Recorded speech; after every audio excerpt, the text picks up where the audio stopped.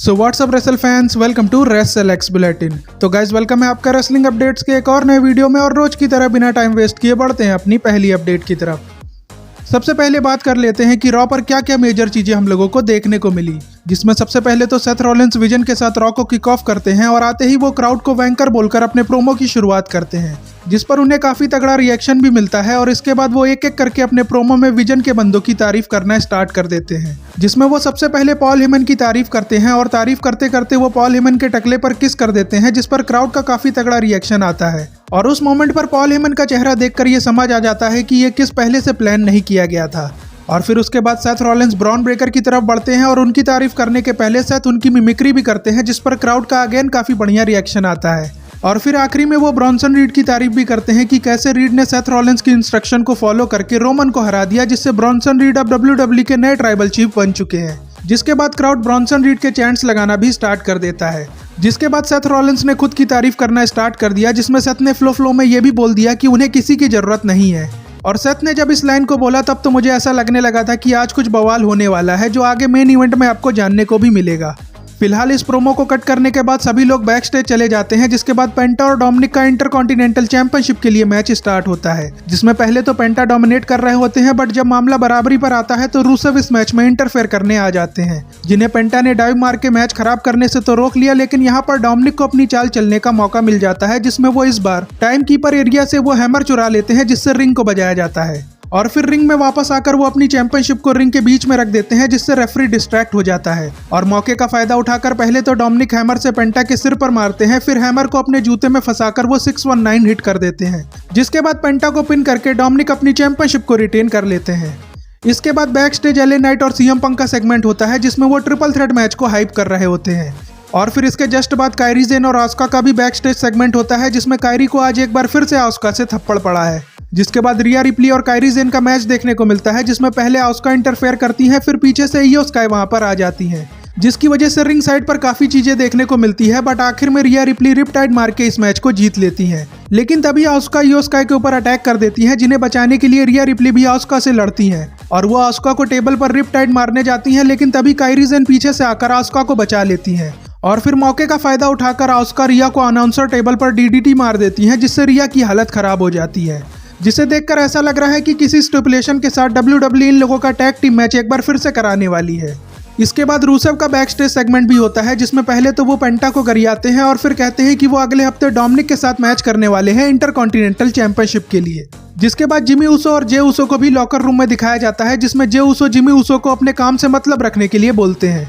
जिसके बाद Jimmy Uso और ब्रॉन्सन रीड का मैच होता है, जिसमें ब्रॉन्सन रीड ये मैच जीत जाते हैं और उनकी जीत को सेलिब्रेट करने के लिए ब्रॉन ब्रेकर भी वहां पर आते हैं, जो आते ही जिमी ऊसो को स्पीयर मार देते हैं। लेकिन इससे भी इन दोनों का मन नहीं भरता, तो ये दोनों बैरिकेड पर जिमी ऊसो को स्पीयर मारने की तैयारी करते हैं। तभी जे ऊसो वहां पर आकर अपने भाई को बचा लेते हैं। और फिर रिंग में ऊसोस के बीच बातचीत भी होती है, जिसमें जिमी ऊसो जे से ये कहते हैं कि उन्हें इन दोनों से निपटने के लिए जे की जरूरत है। जिसके बाद सेथ रॉलिंस और पॉल हेमन को भी बैक स्टेज दिखाया जाता है, जिसमें सेथ रॉलिंस अभी भी क्राउन जूल की जीत की खुशी में डूबे हुए हैं। तभी ब्रॉन्सन्स वहां पर आकर ऊसोस के बारे में बताते हैं, जिसमें पहले तो सेथ ये बोलते हैं कि वो ऊसोस को हेट करते हैं और बाद में बोलते हैं कि वो उन्हें लव करते हैं, और वो फिर से अपनी विजनरी वाली बातें करने लगते हैं। जिसके बाद एडम पियर्स और एजे स्टाइल्स का सेगमेंट भी होता है, जिसमें डोमिनिक वहां पर आकर उन्हें इंटरप्ट करते हैं। और डोमिनिक को देखकर एजे स्टाइल्स को ये आइडिया आ जाता है कि फिन बैलर और जेडी मैकडोना को भी अपनी टैग टीम चैंपियनशिप को एजे स्टाइल्स और ड्रैगन लीग के अगेंस्ट डिफेंड करना चाहिए। और एडम पियर्स को ये आइडिया पसंद आ जाता है, जिसे वो अगले हफ्ते के लिए ऑफिशियल भी कर देते हैं।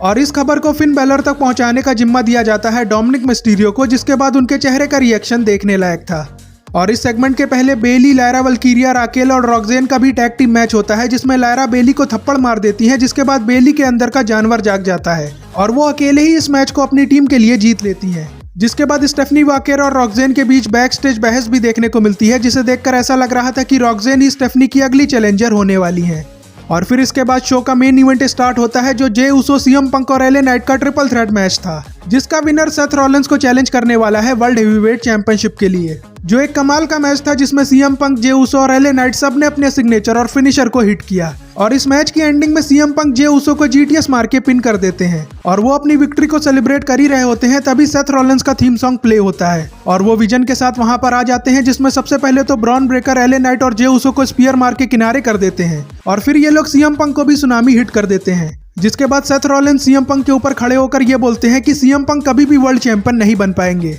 और सबको लगता है कि रॉ की एंडिंग यहाँ पर ही हो जाएगी, बट असली खेला तो यहाँ से ही स्टार्ट होता है, क्योंकि उसके बाद सेथ रॉलिंस ब्रॉन ब्रेकर को ये बोलते हैं कि वो सीएम पंक को रिंग के बाहर कर दें, लेकिन ब्रॉन ब्रेकर ऐसा करने से मना कर देते हैं, जिसके बाद पंक को तो रिंग के बाहर कर दिया जाता है। लेकिन सेथ जब अपनी चैंपियनशिप के साथ पोज कर रहे होते हैं तभी आता है ब्रॉन ब्रेकर का स्पीयर, जिसने सबको चौंका कर रख दिया, क्योंकि किसी ने ये एक्सपेक्ट नहीं किया था। जिसके बाद ब्रॉन्सन रीड भी सेथ को सुनामी मारते हैं, जिससे ये क्लियर हो गया है कि सेथ रॉलिंस को विजन से बाहर फेंक दिया गया है। और इन सब के बीच पॉल हेमन पहले तो ऐसे रिएक्ट कर रहे थे कि वो सेथ की तरफ है और वो ये सब नहीं चाहते, बट लास्ट में जब ब्रॉन ब्रेकर ने वर्ल्ड हेवीवेट चैंपियनशिप पकड़ी तो पॉल हेमन ने ब्रॉन्सन का हैंड रेस किया और उस टाइम पॉल हेमन का एक्सप्रेशन एकदम से चेंज हो गया, जिससे ये क्लियर हो गया है कि ये सब पॉल हेमन ने ही कराया है। और इसी के साथ रॉ का शो एंड हो जाता है, जिसमें किसी ने विजन के ब्रेकअप को एक्सपेक्ट नहीं किया होगा। और अब मुझे लगता है कि पॉल हेमन के साथ ब्रॉक लेसनर विजन को लीड करने वाले हैं, जिसकी वजह से वॉर गेम्स मैच का पूरा सिनेरियो चेंज होने वाला है, क्योंकि अब तो ये भी बता पाना काफी मुश्किल होगा कि सेथ रॉलिंस किस तरफ स्टैंड करने वाले हैं,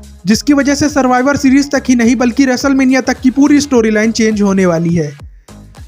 अगली अपडेट जुड़ी है जॉन सीना और रॉक के मैच से, जिसके बारे में रॉक ने एक पॉजिटिव आंसर दिया है, जिससे रॉक और सीना के मैच की पॉसिबिलिटी एक बार फिर से बनने लगी है। ऐसा इसलिए क्योंकि रॉक रिसेंटली एक इंटरव्यू शो में आए थे, जहां पर उन्होंने पहले तो स्मैशिंग मशीन के बारे में बात की, जिसके बाद उनसे जॉन सीना का फाइनल अपोनेंट बनने के बारे में पूछा गया, जिस पर रॉक ने कहा कि यस, वो जॉन सीना की बुकिंग में चेंजेस करने की पावर रखते हैं, बट जॉन सीना का फाइनल अपोनेंट कौन होगा ये चूज करने का डिसीजन जॉन सीना के हाथ में ही है, क्योंकि जॉन सीना ने इसे अर्न किया है। इसीलिए ना तो ट्रिपल एच, ना तो मैं और ना ही निक खान जॉन सीना के फाइनल मैच को बुक करने वाले हैं, क्योंकि जॉन सीना का फाइनल अपोनेंट कौन होगा और उस मैच को किस तरह से बुक किया जाएगा वो सब जॉन सीना के हाथ में ही होने वाला है। और भाई रॉक का ये आंसर पॉजिटिव इसलिए है क्योंकि सीना ने अगर रॉक के साथ मैच करने का डिसीजन लिया होगा तो रॉक को ये मैच करना ही पड़ेगा, जिसकी वजह से इस मैच के होने की पॉसिबिलिटी स्टिल ऑन है, जो रॉक और सीना के फैंस के लिए काफी बढ़िया गुड न्यूज है। बाकी देखते हैं कि आगे चलकर सीना किसे अपना फाइनल अपोनेंट चूज करते हैं। और ये वीडियो ज़्यादा लंबी हो रही है तो आज की वीडियो को यहीं पर एंड करते हैं, बट जाने से पहले आप चैनल को सब्सक्राइब कर लेना और वीडियो को लाइक शेयर करना मत भूलना। और अब आपसे मिलते हैं नेक्स्ट वीडियो में, तब तक के लिए goodbye and see you soon.